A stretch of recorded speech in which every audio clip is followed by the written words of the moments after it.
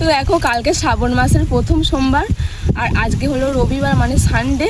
আর এখন বাজে বিকাল 5টা মানে পৌনে 6টার মতো। তো কালকে আমরা যাবো 108 মন্দির প্রথম সোমবারে পুজো দিতে বরের সঙ্গে। তাও এটা 1 বছরের স্বপ্ন 1 বছর পর পূর্ণ হবে। তো এখন চলে এসেছি আকন্দ ফুল তুলতে। এটা আমার হাতে ব্যাগ, একটা একটা করে নেবো না কারণ নষ্ট হয়ে যাবে, কারণ কালকে যাব পুজো দিতে, আজকে এখনও সারা রাতটা থাকবে, তাই পুরোটা ডগটা ভেঙে নেব। খুব সাবধানে তুলতে হবে কারণ এই আঠাগুলো যদি গায়ে বা চোখে লেগে যায় তাহলে সর্বনাশ, রাখতে জায়গা হবে না।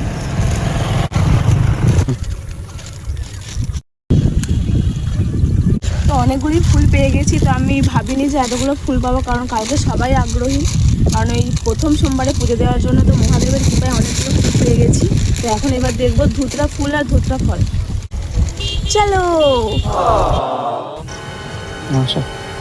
দেখো হাতে প্রচন্ড আঠা লেগে আছে, আর আঠাগুলো বেশি করে রাখাটা বিপজ্জনক হবে, তাই আমি হাতে এবার ধরবো।